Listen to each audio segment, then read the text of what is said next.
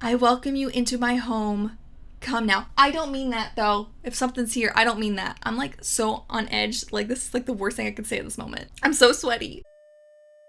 What's up, Rat Fam? Today I want to explore another creepy paranormal game, and this one is called the Dry Bones Ritual. Oh, just like saying that name invokes like a chill down my spine or something. This paranormal game seems like a mashup of several different urban legends. It just seems like it is the ultimate urban legend game. So let's get to it. If you're new here, hi, hello, my name is Kaylena. Thank you so much for stopping by. I hope you joined the Rat Fam today by subscribing. This is your disclaimer. Do not play anything that we talk about on this channel. It is all for good fun, entertainment value, scary story. Take it as this. Don't let it leave this video. So now with that disclaimer out of the way. So right off the bat, the question, what is the Dry Bones Ritual? This is a ritual that seems like it takes inspiration from several different urban legends. So like Bloody Mary, One Man Hide and Seek or Hide and Seek Alone, and the Midnight Game, all of which I believe we have covered on this channel. So if you, after this video of course, want to go over to those and find out what's happened with those urban legends, you can certainly do that. There'll be a playlist down below. So like Bloody Mary and One Man Hide and Seek, this urban legend starts in the bathroom. Like Bloody Mary, you have to look in a mirror. So that's where like that kind of inspiration comes from. And then the whole purpose of this urban legend is to have a wish granted. And that's like Bloody Mary, as we know from the explanation video, originally it was to see the face of your future husband. Yeah, that got twisted along the way. You definitely see the parallels being made here. You definitely see where inspiration is being taken from. So for this game, of course, like the others, you have to follow a set of very specific steps called the ritual to get access or summon this entity. And if you correctly complete the steps and the entity does appear, oh my god, I thought I hear a sound and it scared the crap out of me. Oh, I'm getting too spooked out right now. It is midnight, y'all. I have no business talking about this stuff with you, but I am. So I hope you like today's video. That's when the player can make their request, but there is always a catch. Don't ever think it's as simple as like finding a genie lamp and rubbing it and then getting 3 wishes. No. These are dark matters. These are said to be, you know, terrifying entities opening a gateway to another world.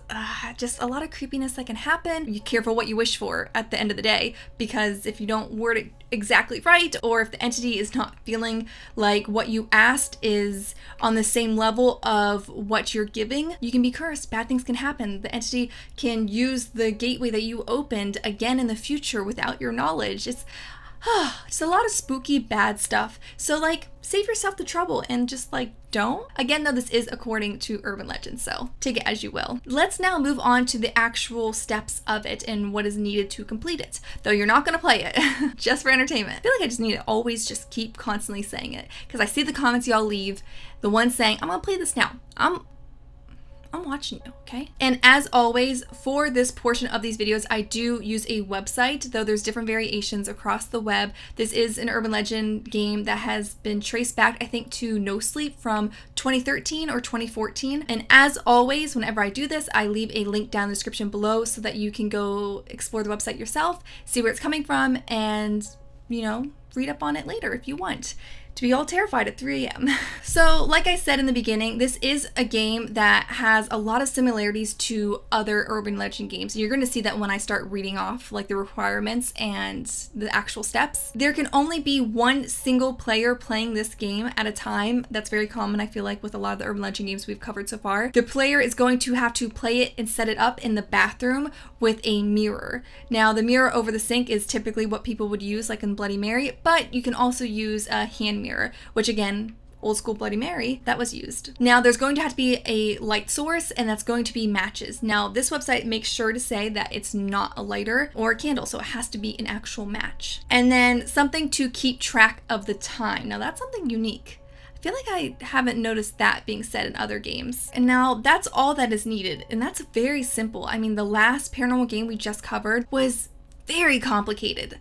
So much so that it was a little disorienting reading it all. But this is so simple. You can see how people can get sucked into playing this, and oh my god, I thought I heard something behind me and it scared the crap out of me. Okay, filming at midnight. while talking about paranormal stuff, I really need to stop doing that. So before beginning, the player has to make sure they clear their house of people and pets. So it's not just good enough that the player is alone in the bathroom. No. Oh my God, I keep hearing noises. It's storming outside. Seriously, Kaylena, get a grip. So like, think of your puppies, think of your cats, think of your hamster, whatever you have. Like, think of their safety, if you don't value yours, I suppose, and just like, don't play this. They say to make sure that they won't come back until the sun has risen the next day. So this ritual is going to be played at midnight, like the midnight game. So that's a long time to make sure someone has to be gone. And then it's time for the actual ritual. Ooh, that part always sends a shiver down my spine. It's called the invitation. Oh boy. The player has to begin at exactly 12:01 a.m. So at midnight. And then they have to make sure that everything that can be opened, so doors, cabinets, windows, literally anything, has to be closed. Turn off all the lights in the house as well as anything that might make a noise. So basically anything electronic, unplug it. Oh, that's so creepy to think about. Then it's time to actually enter the bathroom and shut the door. So being in a dark bathroom all by yourself, no freaking thank you. And like Bloody Mary, they have to then face the mirror. So staring at the mirror with the eyes as unblinking, I guess, as you possibly can. And from my experience playing this game, Bloody Mary, like your mind starts playing tricks on you real freaking fast in the dark. Now they make note, if the player hears anything, do not proceed. It is dangerous. Leave immediately, exit the house. Do not come back until the sun has risen, or else you're not going to be safe. Like your house or something got there before you could start, and it's just a no-go. Just don't do it. Now, if the player hears nothing out of the ordinary, it's as, quiet as possibly can be, I don't know why I'm whispering, then the ritual can't actually continue. Now at this point, the player has to envision what they want, what they're doing this for, what they're asking to get in return for summoning this entity. Then they'll light the match and let it burn all the way out. And ow, like don't burn your fingertips though. If the match burns out in under 15 seconds, do not proceed, leave immediately, go somewhere safe, don't come back until the morning because it is not safe. If the match burns for at least 15 seconds, the ritual can continue. So there's a lot of safeguards supposedly in place. So a lot of options for you to like bail out. And now a lot of other urban legend games don't give you that courtesy. So, take it. The player then lies on the ground and speaks the word. And I hate this. I don't know why I'm so freaked out right now. I hate like repeating like chanty things. Like whenever Rich was like, say this 3 times, I'm like, no, thank you. I'm not playing, but I don't want to risk it. But they'll have to say out loud, I am aware of your presence. I welcome you into my home. Come now. I don't mean that though. If something's here, I don't mean that. I'm like so on edge. Like this is like the worst thing I could say at this moment. I'm so sweaty. Then exit the bathroom, close the door, and go to the biggest room in the house. So probably like the living room, I would assume, and close the door behind you. Oh, there's usually not a door in the living room. So maybe like the biggest bedroom. And then it's just a waiting game from there on. And if you hear anything other than a low moan or a slight rattling noise, do not proceed, leave immediately, exit the house, go somewhere safe. You get it, don't come back. If you hear a low moan and or a slight rattling noise, you may proceed. I don't like the idea of hearing a low moan or rattling outside my door in a dark house all by myself. No freaking thank you. And now it's time for the game. And the game is very similar to hide and seek alone. So you're gonna run and you're gonna hide and do it quickly and do it quietly. You're on a time crunch here. You don't want that thing to catch you. Stay hidden until 3 a.m., the witching hour.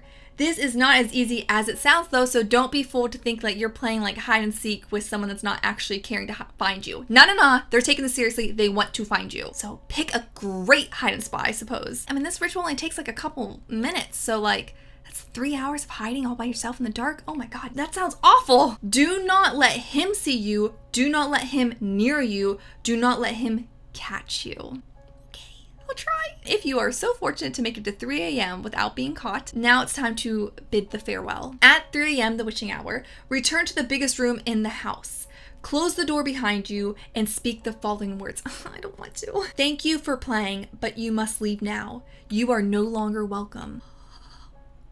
I would not be so brave to say those words in a house all by myself with an entity playing hide and seek with me. If at first you do not hear any form of acknowledgement, repeat the phrase until you do. You will know when you hear it. So I guess it can really say whatever it wants back to you, either nice or mean. Now this is the part of the urban legend games that I just do not understand, and it says this is when you're supposed to go to sleep. How? Why? I don't get it. I just called upon a creepy thing to come into my house and play hide and seek with me for 3 hours. I'm not sleeping tonight. But this is the point where you do.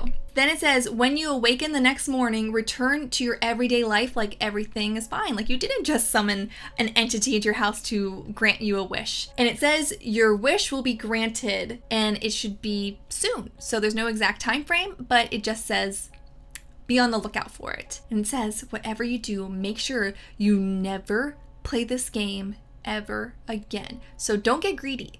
And if your wish isn't granted, tough luck.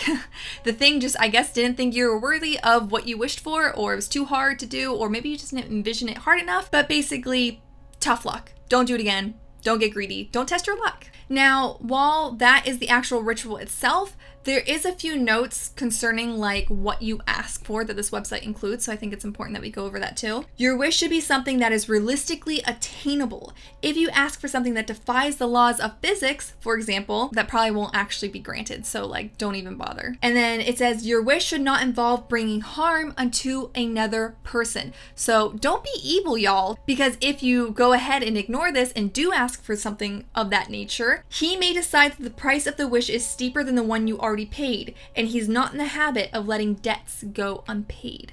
So meaning he's probably going to, whatever you asked to happen to that person, they're probably going to do it to you then. And this website makes sure to end with the classic, just because you asked him to leave doesn't mean he did, and doesn't mean he won't come again whenever he wants. And this time he may be asking something of you. So keep that in mind. Well, I am sufficiently freaked the F out. Oh my god, I am like so sweaty with fear right now. I don't know what it was about this game. I don't know if it's because it's midnight. How many times am I gonna say, oh, I'm doing this at midnight? But thank you so much for watching today's video. If you like this deep dive into this paranormal game, please give this video a big thumbs up so I know you enjoyed it and want to see more like it. And if you haven't yet seen it, up on the screen right now is my previous video where I dive in to this terrifying urban legend about a website that is just really freaking freaky, y'all, and I actually go to it. So if you want to see if anything happens, go check it out if you haven't already. And until next time, keep with the radness, and I'll see y'all real soon, and hopefully I'm less sweaty. Bye. Seriously, y'all, I'm like so freaked out right now. My body's like buzzing. I feel like I just like drank 10 cups of coffee and I haven't.